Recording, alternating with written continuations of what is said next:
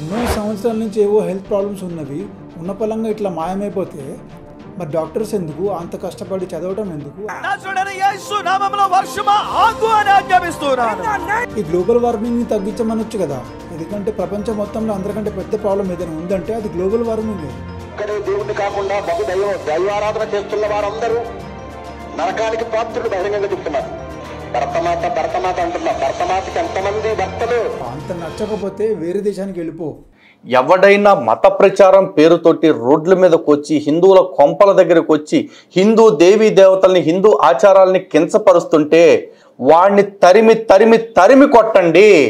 వీడియోలో ముందుకు వెళ్ళక ముందు మీరు ఒకవేళ సబ్స్క్రైబ్ చేయలేదంటే సబ్స్క్రైబ్ చేసుకోండి. వీడియో నచ్చితే లైక్ చేయండి, షేర్ చేయండి, కామెంట్ చేయండి. నమస్కారం. కొంతమంది క్రిస్టియన్స్ యాక్టర్ శ్రీ విష్ణుని బాయ్కాట్ చేద్దామంటున్నారు. అలా ఎందుకు అంటున్నారో ఈ వీడియోలో చూద్దాం.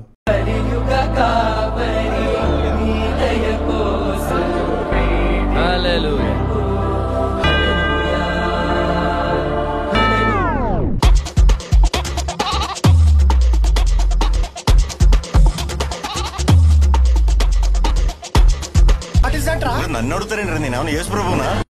ఆ పాపినిటు పంపుడి మాట రాదా? కాలు పనిచేయట్లా, చేతులు కూడా ఆన్ నేమ్ ఆఫ్ ఏంటంటారంటే ఎలా ఉంది? దేవునికి స్తోత్రములు. Praise the lord. వేగముగా, వేగము. ఎలా ఉంది? కానీ ఈ వీడియోలో అంత అభ్యంతరకరమైనది ఏముంది? అంత హర్ట్ అవడానికి ఏముంది? ఎందుకంటే ఎన్నో సంవత్సరాల నుంచి మాట్లాడలేని వాళ్ళు, చూపు లేని వాళ్ళు, నడవలేని వాళ్ళు ఆ క్రిస్టియన్ పాస్టర్ ఏదో ఒలలో అనగానే ఏదో పిచ్చి పిచ్చిగా డ్యాన్స్ చేస్తూ ఉంటారు. ఏమేమో పిచ్చి పట్టినట్టు, ఒక ఫిట్స్ వచ్చినట్టు ఏమేమో చేస్తారు. సడన్గా నడవలేని వాళ్ళు నడవడం మొదలు పెడతారు, చూపు లేని వాళ్ళు చూడగలుగుతారు, మాట్లాడలేని వాళ్ళు మాట్లాడగలుగుతారు. ఎన్నో సంవత్సరాల నుంచి ఏవో హెల్త్ ప్రాబ్లమ్స్ ఉన్నవి ఉన్న పలంగా ఇట్లా మాయమైపోతే మరి డాక్టర్స్ ఎందుకు అంత కష్టపడి చదవడం ఎందుకు? ఆ లక్షల కోట్లు ఎందుకు ఖర్చు పెట్టాం ఎంబీబీఎస్ అవడానికి? అవును, నేను విన్నాను ఒకటి, మీ వాడు జీసస్కి చెప్పి వానలు కూడా ఆపేస్తాడట కదా. యేసుక్రీస్తు వారి నామములో నేను ఆజ్ఞాపిస్తున్నాను. Jesus, I command the rain to stop right now. నజరేయుడైన యేసు నామములో వర్షము ఆగు అని ఆజ్ఞాపిస్తున్నాను.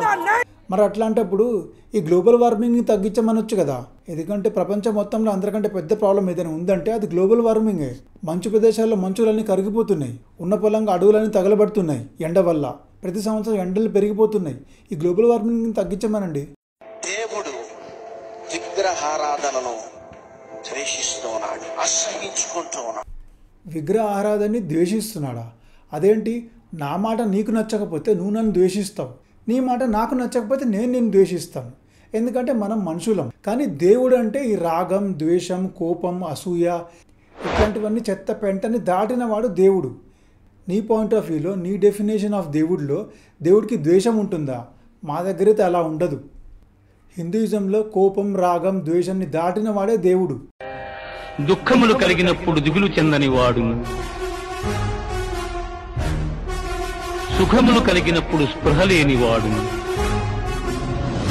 రాగము, భయము, క్రోధము పోయినవాడు స్థితప్రజ్ఞుడని చెప్పబడును. ఇక్కడే దేవుణ్ణి కాకుండా దైవారాధన చేస్తున్న వారందరూ నరకానికి పాత్రులు బహిరంగంగా చెబుతున్నారు.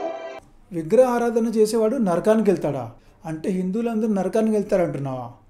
నరకం అంటే నువ్వు హిందువుల్ని ద్వేషిస్తున్నావు, అది నరకం. నువ్వు విగ్రహ ఆరాధన చేసేవాడిని, విగ్రహ ఆరాధనని ద్వేషిస్తున్నావు, అది నరకం. కోపం, రాగం, ద్వేషం, పరమత ద్వేషం ఇవన్నీ నరకం.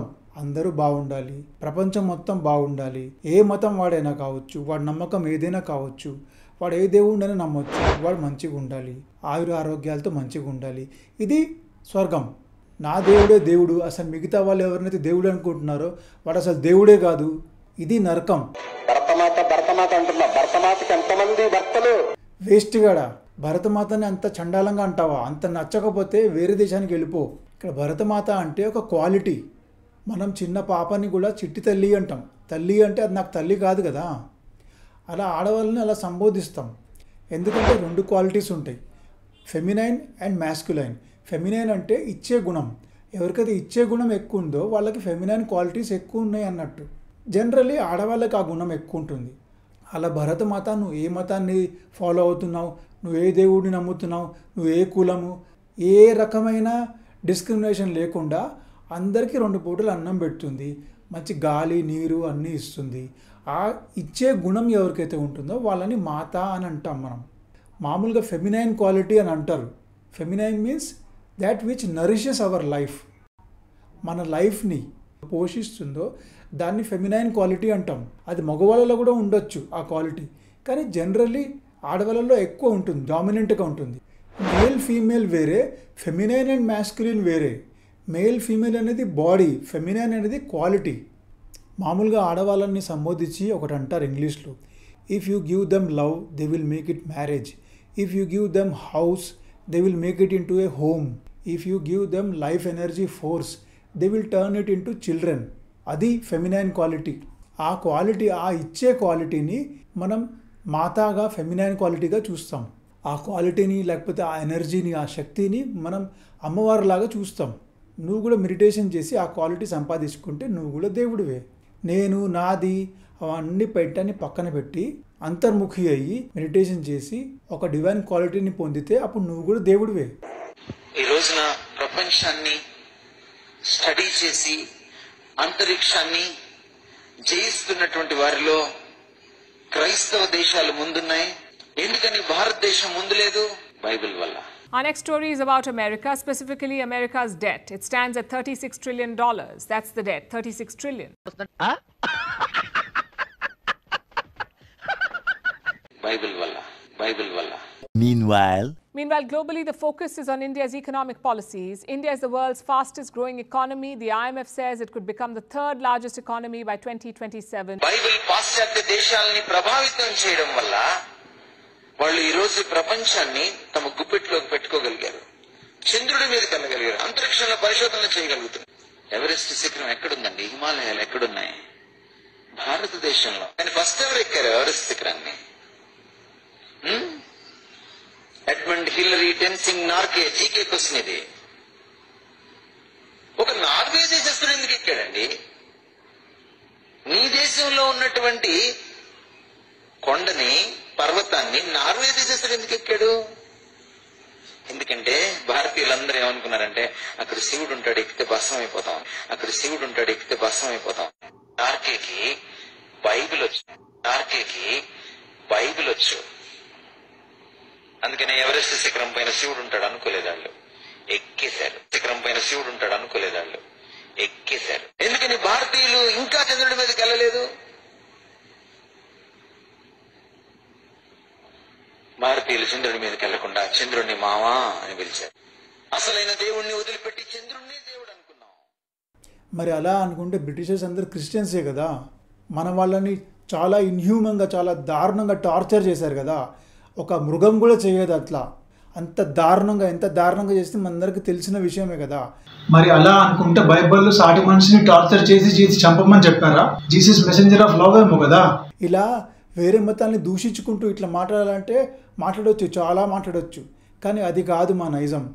ఎవడైనా మత ప్రచారం పేరుతోటి రోడ్ల మీదకి వచ్చి హిందువుల కొంపల దగ్గరకు వచ్చి హిందూ దేవీ దేవతల్ని, హిందూ ఆచారాలని కించపరుస్తుంటే వాడిని తరిమి తరిమి తరిమి కొట్టండి. వెనకాడే సవాలే లేదు. ఎందుకంటే ఈ దేశంలో నీ మతాన్ని ప్రచారం చేసుకోవటానికి మాత్రమే ఇచ్చిన హక్కుని నా మతాన్ని అవమానించడానికి, నా ధర్మాన్ని నిందించడానికి వాడతానంటే మక్కెలెరగతంతాం. No doubt. విన్నావా? కించపరుస్తే, ఎవరైనా మత ప్రచారం పేరుతో మా ఆచారాలని, మా దేవుడిని కించపరిస్తే చెప్పు తెగిపోయేదాకా కొడతాం, తాట తీస్తాం. మేము ఎవరిని అదే పనిగా వాళ్ళ మతాన్ని, వాళ్ళ దేవుడిని ఎగతాళి చేయం, ఎప్పుడు చెయ్యం. అది అసలు మా నైజమే కాదు. అసలు సనాతన ధర్మం ఉన్నప్పుడు వేరే మతాలే లేవు అసలు. నిన్న కాక మొన్న 1400-1500 సంవత్సరాల ముందు పుట్టేని. చివరిగా ఒక మాట చెప్తా. నాకు జీసస్ అంటే చాలా రెస్పెక్ట్, చాలా అంటే చాలా రెస్పెక్ట్. ఆయన కూడా మరి ఏం చేశాడో, ఏం ధ్యానం చేశాడో, ఏం మెడిటేషన్ చేశాడో పెద్దగా తెలియదు, కానీ ఆయన కూడా డివైన్ క్వాలిటీ పొందాడు. ఎందుకంటే మనకి చీమ కుడితేనే మనం ఆ చీమని చంపేస్తాం, దోమ కుడితేనే దోమని చంపేస్తాం.